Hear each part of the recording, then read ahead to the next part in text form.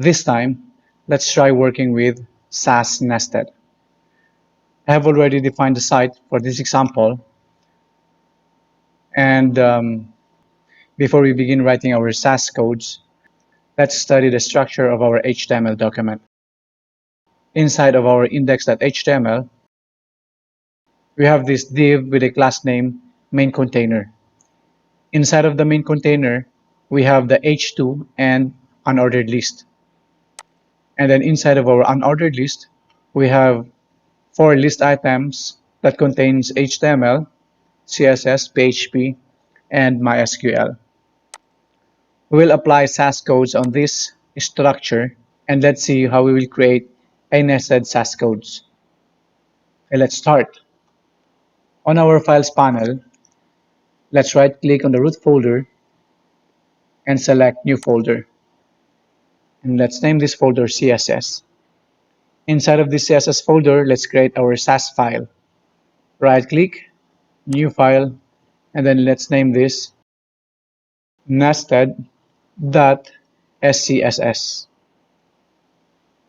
So automatically the Dreamweaver will create another file with the name nested.css.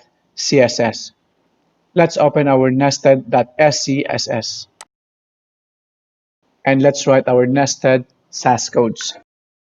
We will start writing our div that main container, because as you can see on our index page, the parent container that we have here is the div with a class name main container. So that is why we started at the div that main container. And then inside of this div that main container, we have the UL and then the h2. So let's try targeting our h2. So h2, let's increase the size of our h2. Font normal, we'll give it a value of 2em and a font face of Segoy Y. And then we will align this at the center. So let's write here text align center. And then next we have the UL. And then inside of our UL are 4 list items. So let's write here LI. And then we will state here that each LI will float on the left side. And then after that, we will also remove the padding of our UL, set this to 0 pixels, and the margin of our UL. We will also set this to 0 pixels. And then the list style type, which basically by default a bullet, will be set to none, so that the bullet list will become invisible. So let's save the changes, and then let's open our nested.css. Okay, so it created these CSS rules right after we save the changes inside of our Sass file, the nested.scss. So let's go back to our Sass file, and then let's add more into it. Let's add here overflow hidden.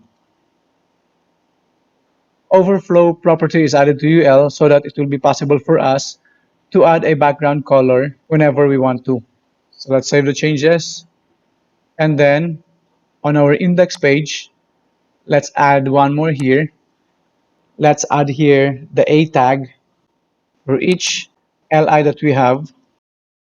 I am selecting the text, and on my keyboard, I press Ctrl T, and then it will display me the quick tag editor. Then I will wrap it around with A tag. Okay, there you go. And then we will add here a dead link by just adding the pound sign. So we will do this for the rest of the A tags. Okay, then let's save the changes, and then let's go back to our Sass file.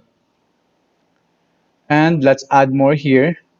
And then inside of our li, we have the a tag. So let's write here a display block. Padding, let's add 5 pixels. Then let's save the changes, and then let's see our nested.css. Okay, so there you go. So let's go now to our index page, and then let's call our external style sheet, which in this case the name is nested.css. And we can do that between the head tag of our index.html. So let's write here link href. Let's browse for the nested.css. Here it is. Let's define the rel. Basically, this is a style sheet. And then let's close the tag. Okay, save the changes. Review it in our browser. So this is it. Let's just reload the page. Okay, so there you go. We were not able to change the style of our index.html. So let's go back to our Dreamweaver and let's see what is wrong.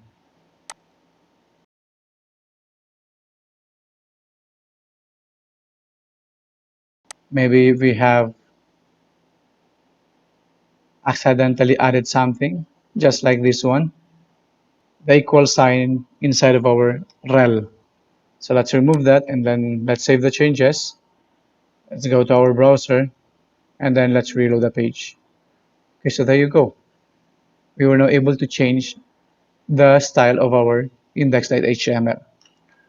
Let's go back to our Dreamweaver and then let's review what we have written in our Sass file. So we nested each element according to how we structured our index.html. That wraps up our lesson and see you in the next lectures.